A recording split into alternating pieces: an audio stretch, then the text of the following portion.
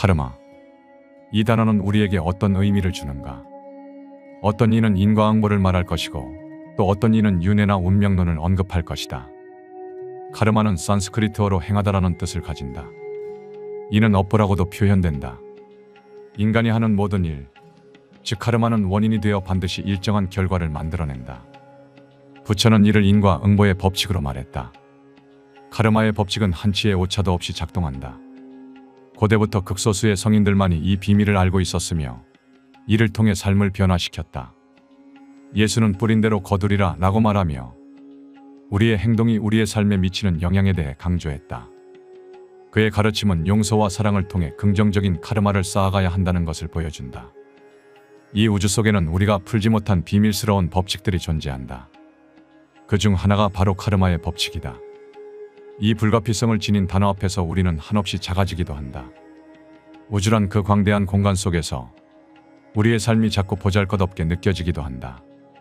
그러나 이 시간은 우리의 존재와 신성 그리고 내면의 진실을 깨닫는 여정이 될 것이다.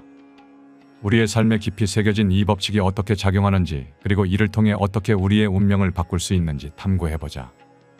오늘은 우주의 기묘한 작동 원리, 카르마의 신비로운 법칙에 대해 이야기해보겠다.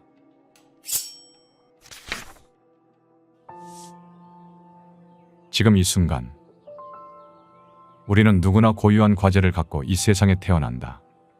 이것은 명이라고 표현할 수 있다. 각자의 과제를 풀기 위해 이 지상에 온 것이다. 이 과제는 사람마다 천차만별이라 일률적으로 무엇이라 말할 수는 없다. 그래서 내가 가지고 온 과제가 무엇인지를 파악하는 일은 매우 중요하다. 그걸 알아야 이 생이 얼마나 소중한지를 깨닫고 지금 주어진 환경에서 무엇을 어떻게 하며 살아야 할지에 대한 답이 나오기 때문이다. 우리는 저마다 태어날 때부터 각기 다른 환경 속에서 살아간다. 그런데 그 상황은 계속해서 바뀐다.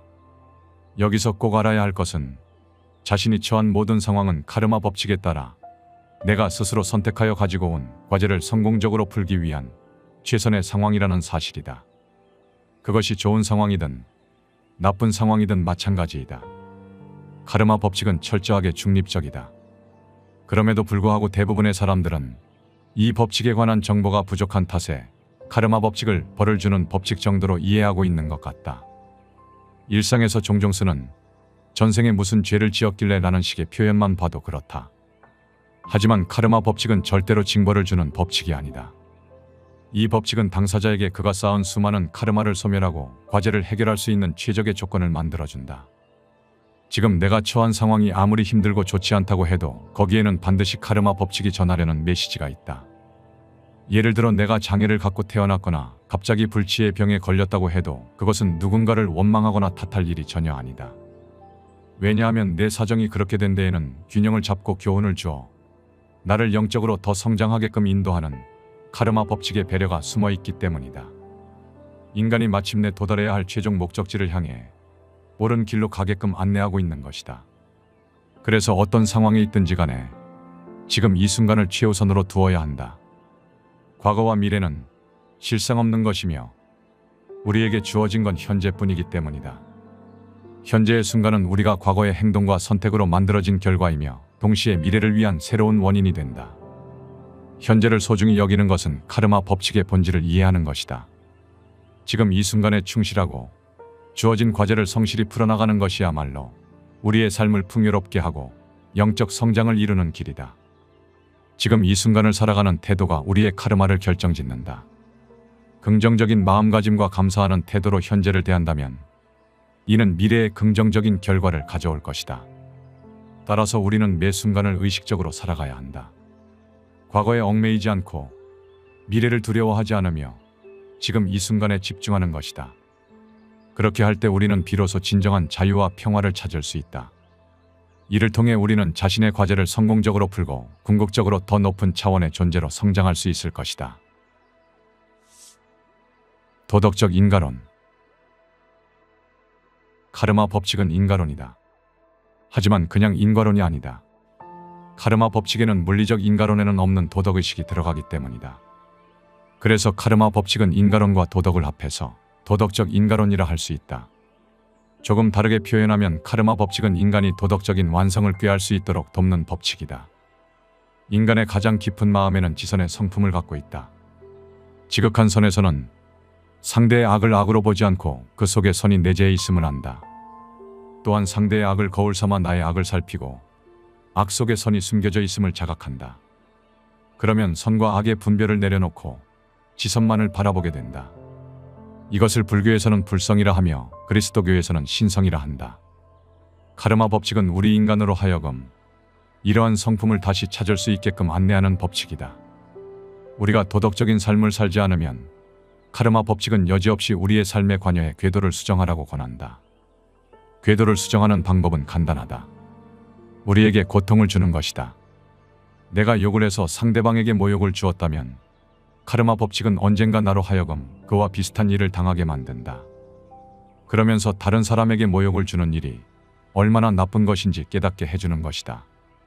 그러한 일이 본인의 도덕적 성장에 얼마나 많은 저해를 가져오는지 알게 해주는 것이다. 반대의 경우도 마찬가지이다. 좋은 일을 하면 좋은 과보가 있기 마련이다. 어떤 기관에 돈을 기부했다고 해보자. 그러면 여기에는 좋은 과보가 생길 것이다. 하지만 이때 중요한 것은 어떠한 대가도 바라지 않아야 한다는 사실이다.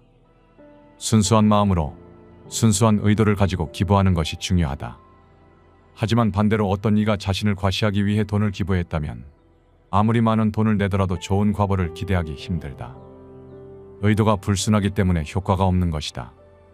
카르마 법칙에서는 의도와 감정이 대단히 중요하다. 순수한 마음으로 선한 일을 했다면 그에 따른 포상을 해주는 것이다.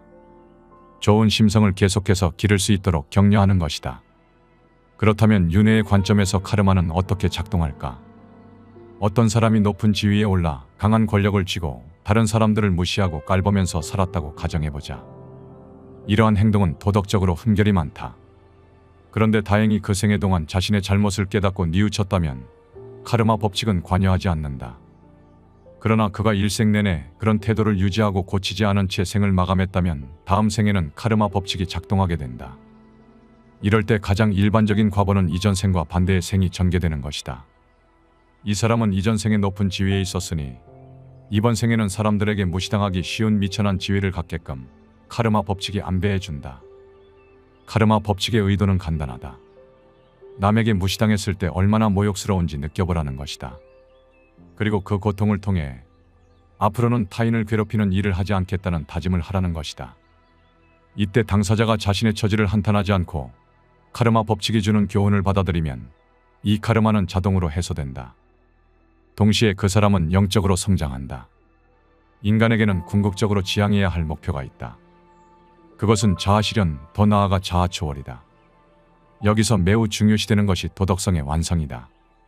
우리가 인간으로서 도덕성을 제대로 갖추지 않는다면 아무리 돈을 많이 갖고 있다 한들 또 아무리 막강한 권력을 갖고 있다 한들 무슨 의미가 있겠는가.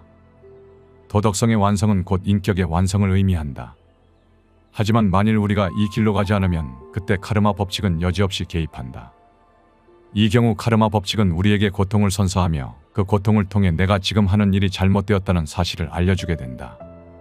우리의 도덕적 일탈은 카르마 법칙이 여지없이 우리의 삶 안으로 들어오게 하는 스위치인 셈이다. 자유의지와 결정론. 모든 것은 전생에 있었던 일에 따라 발생하는 것이니 다 결정된 게 아니냐는 질문이 있을 수 있다.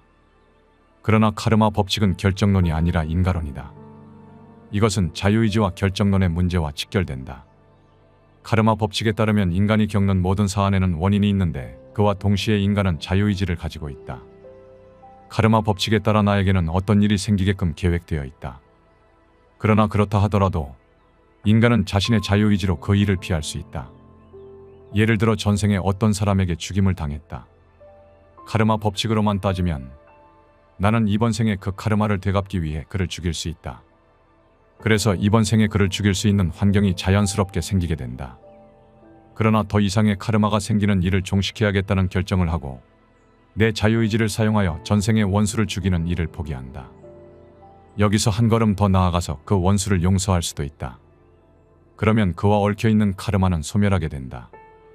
이것이 바로 우리가 자유의지를 활용하여 카르마를 넘어서는 것이다. 하지만 어떤 문제의 발생에 대해 말할 때 자유의지와 결정론 중 하나만을 택해 설명하는 것은 문제가 있다. 왜냐하면 각 사안마다 그 결정된 정도와 자유로운 정도가 다르기 때문이다. 어떤 사안은 확고하게 결정되어 있기 때문에 절대로 바꾸지 못한다. 그런가 하면 어떤 사안은 본인이 자유의지를 가지고 바꿀 수 있는 여지가 있다. 줄에 묶여있는 강아지를 생각해보자. 그 강아지는 줄의 길이 안에서는 자유롭게 돌아다닐 수 있다. 그러나 이는 제한된 자유이다. 그 줄 너머로는 갈 수 없기 때문이다. 우리의 상황도 마찬가지다. 일정한 범위 안에서는 자유롭지만 그 이상은 안 되는 자유도 있다. 줄의 길이에 따라 자유로운 정도가 결정되는 것이다. 어떤 경우에는 상황을 통째로 바꿀 수 있는가 하면 어떤 경우에는 아무리 피하려 해도 피할 수 없는 일이 있는 것이다. 그런 일은 내가 카르마로 이미 깊이 새겨놓은 것이기 때문에 결코 바꿀 수 없다. 따라서 그러한 일들을 피하거나 저항하기보다는 기꺼이 받아들이고 수용하는 것이 바람직하다. 그런데 여기서 우리가 놓쳐서는 안 되는 사실이 있다. 이번 생의 삶에서 여러 사건들이 정해져 있다는 사실보다 더 중요한 게 있기 때문이다. 그것은 우리가 왜 이렇게 정해놓고 지상에 왔느냐는 것이다. 그 의도가 무엇일까? 답은 간단하다. 우리는 태어나기 전에 우리의 영적 성장에 도움이 될 만한 환경을 계획한다. 영적으로 성장하기 위해 여러 사건을 세팅하는 것이다. 따라서 우리는 이들 사건이 이미 결정되어 있느냐, 아니냐를 따질 게 아니라 해당 사건들을 통해 무엇을 배울 것인가에 초점을 맞추어 접근해야 한다. 바로 이것이 우리가 영적으로 성장하는 길인 동시에 자유의지가 부여된 반결정론, 카르마의 법칙이 지향하는 바이다. 우리는 왜 사는가? 이 질문은 대단히 거창해 보인다. 그러나 우리가 한 번쯤은 던져보았을 중요한 질문이기도 하다. 우리가 이 세상에 태어나는 이유는 각자 풀어야 할 과제가 있기 때문이라고 했다. 우리가 일상생활을 하다 보면 이 생만 존재한다고 생각하기 쉽다. 예를 들어 이번 생에 남자로 태어나 인생의 전반부에는 공부만 하다가 30대 중반의 교수가 되어 그렇게 70여 년을 살아온 노인이 있다. 그는 그것이 마치 그의 전부인 것처럼 느껴진다. 이것과 다른 그 자신은 전혀 생각나지 않는다. 당신도 마찬가지일 것이다. 그러나 이는 이번 한 생만 보는 제한적인 시각이다. 카르마 법칙에 따르면 우리는 언제 시작했는지 모를 정도로 수많은 생을 살아왔다.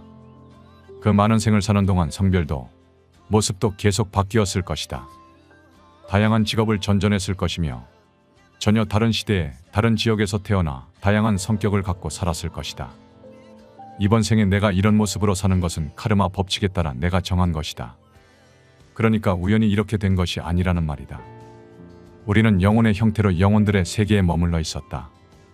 그런데 우리는 여전히 지상에서 해결해야 할 카르마를 많이 갖고 있었다. 그러다 몇몇 카르마를 해결할 수 있는 여건이 지상에 형성된다. 이 여건은 자신이 만들 수도 있다. 이렇게 여건이 만들어지면 등장하는 존재가 있다. 보통 마스터라고 불리는 존재인데 이들은 더 이상 환생하지 않는 영적으로 매우 뛰어난 상위 영혼이다. 이들은 지상에 내려오지 않고 영혼의 세계에 머물면서 환생을 거듭하는 일반 영혼들을 위해 봉사하고 있다고 한다. 우리가 마스터와 가장 먼저 해야 할 일은 다음 생에 내가 어떤 카르마를 소진할지를 정하는 것이다. 우리의 영혼에는 엄청난 카르마가 저장되어 있어 그것을 한 생에 다 소진시키는 것은 불가능하다. 그래서 우리는 그 가운데에서 다음 생과 연관이 있는 카르마를 골라야 한다. 이렇게 해서 선정한 카르마가 곧 지상으로 내려가 살게 될 생애에 풀어야 할 평생의 과제가 되는 것이다. 마침내 이번 장을 시작하면서 물었던 질문에 대한 답이 나왔다. 우리 인간이 사는 이유는 바로 내가 선정한 이번 생의 과제가 무엇인지를 정확히 알아내고 그것을 해결하기 위해서다. 바로 이것이 인생의 목표라고 할 수 있다. 이렇게 보면 도대체 내가 왜 이 세상에 태어난 것일까? 사는 게 힘들고 아무 의미도 없는 것 같은데, 죽으면 다 끝인 것 같은데 왜 살아야 할까라는 질문은 잘못된 것이라고 할 수 있다. 대신 이번 생에 내가 풀어야 할 과제는 무엇일까라는 질문을 진지하게 던지고 그 답을 얻기 위해 올인해야 한다. 이 작업은 생을 마칠 때까지 계속해야 할 것이다. 언제 이 작업을 시작하든 그것은 문제가 되지 않는다. 늦은 때란 없기 때문이다. 이것이 우리 인생의 목표이다. 당신은 살아야 할 이유를 공연히 먼 데서 찾지 않길 바란다. 우리가 살아야 할 이유는 이미 우리의 영혼 안에 정보 형태로 저장되어 있으니 자신을 반추해보면 충분히 찾을 수 있다. 조금만 주의를 기울이면 이내 발견할 수 있다. 우리의 고향. 대부분의 사람들은 이 지상에 물질적인 세계만 존재한다고 생각한다. 이 물질계가 눈에 보이고 손에 잡히는 유일한 세계이기 때문에 충분히 그렇게 생각할 수 있다. 물질적인 가치, 돈이나 권력, 향락, 무력에 빠져 물질적 삶을 충실하게 살아간다. 그러나 한 가지 간과한 사실이 있다. 이러한 삶은 우리의 진정한 고향이 이 지구가 아니라 지구 학교를 졸업한 다음에 가는 영적 세계라는 사실을 알지 못하기 때문에 반복된다. 사람들은 나 자신을 생각할 때 육신을 먼저 떠올리고 그 육신을 나라고 생각한다. 그런데 이 육신은 내가 아니다. 그렇다면 나란 누구인가? 나는 내 영혼이라고 할 수 있다. 육신은 내 영혼이 지상에서 활동하기 위해 입는 지구 옷일 뿐이다. 그러다 이 육신이 너무 낡아 영혼을 담아놓을 수 없게 되면 영혼은 육신을 떠난다. 이것이 바로 죽음이다. 이런 관점에서 보면 지구는 많은 것을 체험하면서 배우고 카르마를 해소하기 위해 오는 임시 거처일 뿐이다. 우리의 진정한 고향은 이 지상에 오기 전에 있었던 영적 세계이다. 그러나 우리는 이 지상에 태어나면서 그 세계에 대한 기억을 전부 잊어버린다. 사실 의도적으로 망각한다고 봐도 무방할 것이다. 그것은 우리가 이전 생에서 가져온 과제, 즉 카르마를 풀려고 할 때 새로운 시도를 해보라는 뜻이기 때문이다. 언제인지는 모르지만 이전 생에서 그 생에 할당되었던 과제를 푸는데 성공하지 못했다. 그런 까닭에 그 과제는 최적의 조건이 형성된 이번 생으로 넘어왔다. 여기서 만일 이전 생에서의 기억이 있다면 어떻게 될까? 아마 또다시 그 방법을 쓰고 똑같은 실수를 되풀이할 가능성이 생겨날 것이다. 그러므로 우리는 이번 생에서 새로운 시도와 배움을 통해 카르마를 해소해야 한다. 과거의 기억을 지운 상태에서 순수한 마음과 자유의지로 과제를 풀어가는 과정이 바로 영적 성장을 이끄는 것이다. 지구에서의 삶은 단지 임시 거처일 뿐이며 우리는 여기서 배움을 통해 더 높은 차원의 존재로 나아가는 여정을 걸어가고 있는 것이다. 영상의 일부 내용은 책, 너무 늦기 전에 들어야 할 카르마 강의와 지식의 서재 개인 견해를 담았다. 신은 카르마를 통해 인간이 원래 지니고 있는 신성을 찾을 때까지 인간을 돌보아 준다고 했다. 즉, 카르마는 우리를 징벌하기 위한 법칙 따위가 아니라는 것이다. 카르마는 항상 우리 편에 서 있다. 당신이 지금 매우 힘든 상황에 처해 있다고 하더라도 관점을 바꿔보자. 이것은 카르마의 법칙이 당신을 좋은 방향으로 이끌기 위해 최적의 조건을 만들어준 것이라고 보는 것이다. 그리고 이는 당신이 선택한 하나의 시련이자 영적 성장을 위한 과정이라고 말이다. 우리가 해야 할 일은 그때마다 카르마가 나에게 부여하는 일이 무엇인지 알아내는 것이다. 물론 그것을 알아내지 못하고 실수를 반복할 수도 있다. 하지만 전혀 낙담할 필요가 없다. 기회는 다시 찾아오기 때문이다. 카르마 법칙이 환경을 수정해서 우리에게 또다시 기회를 줄 것이기 때문이다. 삶의 여정을 따라가다 보면 언젠가 카르마가 전하고자 하는 깊은 의미를 깨닫게 될 것이다. 그 의미를 깨닫는 순간 우리는 한층 더 성장하게 된다. 당신은 자신의 카르마가 무엇인지 알고 싶은가? 카르마를 이해한다는 것은 결국 나 자신을 이해하는 것이다. 지금 눈을 감고 당신의 내면의 울림을 들어보라. 우리의 영혼은 신성한 여정을 걸어가고 있다. 카르마는 그 여정에서 우리를 이끄는 빛이다. 매 순간의 선택이 당신을 더 높은 곳으로 인도할 것이다. 당신의 내면에 깃든 신성은 그 길을 비추고 있다. 그 빛을 따라가라.